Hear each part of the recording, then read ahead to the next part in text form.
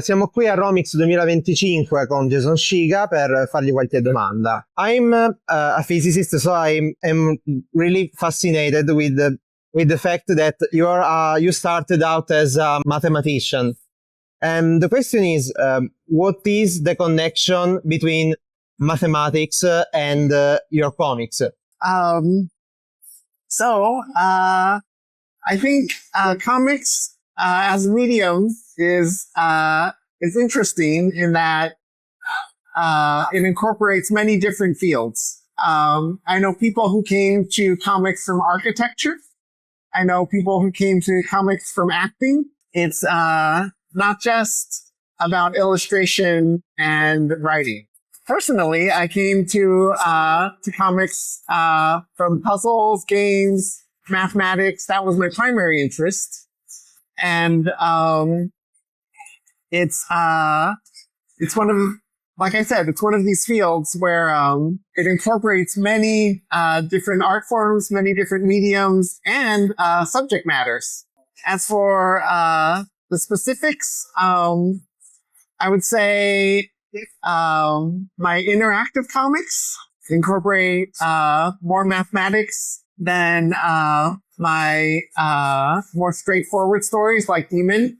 But even Demon has a certain mathematical nature to it.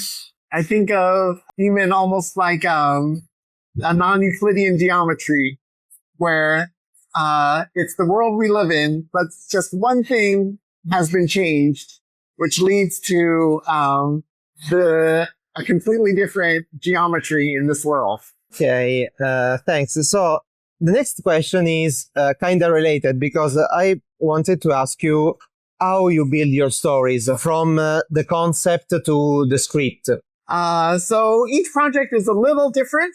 For my interactive comics, I usually come out with the format first, and then I shape the content or the story to fit into the format that I've created. For Demon, I came up with the story and the premise first, but even then, I had certain goals to meet in terms of format. I wanted a chapter that was just 4 pages.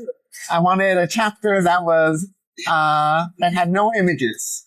That was all just black panels and text. Generally, I do a lot of planning, which means I do outlines, I do layouts, thumbnails, and in the case of my interactive comics, I would say about 50% of the work of interactive comic is figuring out the mechanism and the mathematics behind it, even before I draw a single image for the layouts, which is typically for most cartoonists begin the process. For me, there's about 6 months of work to do even before I get to the beginning. It's a lot. And so there's another question that comes spontaneously from your consideration. That is, how do you conceive comics as a medium? What is your idea of comics in general? It's kind of broad, but it's I think it's the greatest medium. Let me start again. One of the objectives of art in general is to communicate your experience of the world. Comics is so unique in that it's, I'd say it's an auteur art form. Usually there's just a single individual who can create this entire work of art. But it's also narrative and it's also visual. If I wanted a bridge to someone else's mind, I think comics, more than any other art form, is the best bridge. What are your inspirations?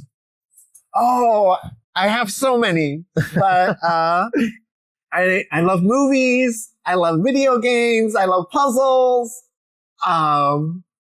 manga. Maybe you can tell from some of my interactive comics. I'm a big fan of the Legend of Zelda series. But My biggest inspiration is a series of game books called Choose Your Own Adventure. Okay. I don't know if they were ever translated into Italian. They were a series of game books in the 1980s where the reader could make choices about how you wanted the story to develop. And there's usually about 30 endings in some of the earlier books. Yeah, for me, that remains one of the biggest inspirations for me. So I wanted to dig a bit into some of your stylistic choice. And for example, your use of the grid in the panels is you're often so schematic, so precise. And I wanted to ask you where this precision come from. But for my interactive comics, one of my big influences was Scott McCloud. And his writings on the topic of interactive comics. I wanted to have comics where each panel isn't necessarily the one in the traditional comics layout, where you read left to right, Okay. you skip down a tier, read left to right. I wanted to aim for something where the panels were almost always adjacent to each other and flowed with the movement of the motion inside the comics. For Demon, which was not interactive, I wanted to sort of maintain that style that I developed for Meanwhile. And a lot of times that meant having large gaps of white space where there were no panels at all. I thought initially it would have been too untraditional for a longer, straightforward story. But if I'm being honest, one artist that gave me the courage to do that was Otomo.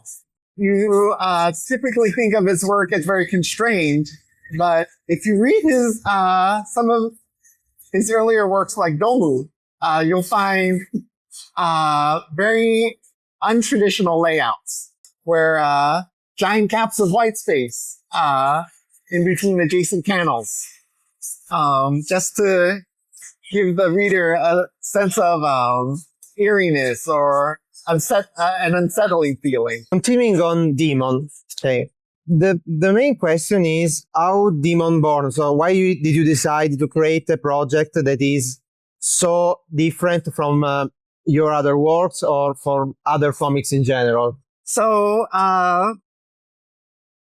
with my body of work, one thing I try to do is to alternate between interactive comics and more straightforward storytelling, because I love both, even though I might be more well known for my interactive comics. And I love I don't know what you'd call it, but there's sort of a refreshing feeling I get from switching the types of projects I work on. I can work on a project like Demon and bring in some some style that I developed for Meanwhile into Demon. When I work on interactive comics, I can bring in some developments that I had on Demon and bring those into the interactive comics. I can kind of mix the two. Okay. Stir it together a little bit. I had the idea for Demon a long time ago, even before I did Meanwhile, but I wasn't ready to do it just yet. I wanted to do an interactive comic first. And jumping from the start to the end, the story in Demon can be very nihilistic sometimes, especially with the ending. And we wanted to ask if there's something in the Demon ending that touches your way of viewing life in general. It's interesting you picked up on that, because in fact one of one of the objectives of Demon was to create a character who goes through every step that a hero needs to have a redemption arc. And then, spoiler alert, in the last page, ended with something completely nihilistic. But I can tell you personally, I'm not religious. I don't even have too much of a spiritual side. I don't think there's any meaning to life. But in the years since I made Demon, I've changed a little bit. I had a son. I have a family now. And I think my attitudes are a little more sentimental these days. So my most recent 3 books, less nihilistic and even a little spiritual, if you consider The Beyond as my views about the meaning of life and what happens when we die. Okay. And another primary component in your works is the humor that is so dark, sometimes incorrect. And we wanted to ask if this is a way of living that you have, of if this is your type of humor in everyday life or it's something different. So Demon especially has a very dark sense of humor. And I think that that reflects my own humor. I appreciate that type of humor in real life. I don't like main characters who are too righteous or noble or moral. I find selfishness funny. I think when people lie, it's really funny. So a lot of that just reflects, like you said, my own personal humor. Next question is less than is not about life or these complex things, but on the publishing. So you've worked with self-publishing, traditional publishers, and also in digital formats. And we wanted to ask what are for you the pros and the cons of each of these experiences? Oh, I love self-publishing. It was how I got my start in comics, and it's still my favorite way to make comics. Even though I make comics now with larger publishers, I don't do it traditionally. I always make self-published mini comic beforehand, even if it's just one. I need to hold a self-published mini in my hands, just as a proof of concept.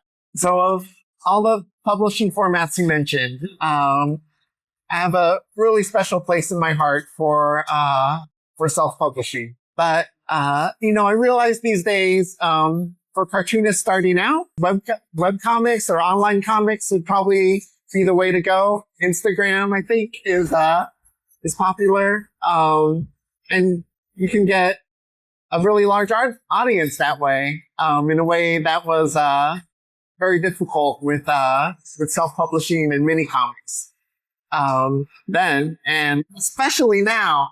But, I would say, the only disadvantage of self-publishing is probably you just can't get that broad reach that you can with online comics or published comics. But, in terms of the quality, I think, printing quality is so good now. You can equal anything, done with a publisher by publishing yourself. And, If I had one advice to cartoonists just getting started today, I would say go to a copy store. Try to make a little physical booklet of your comic, even if it's just one. Great answer. So I wanted to thank you for your answers. Yes, of course. Yeah.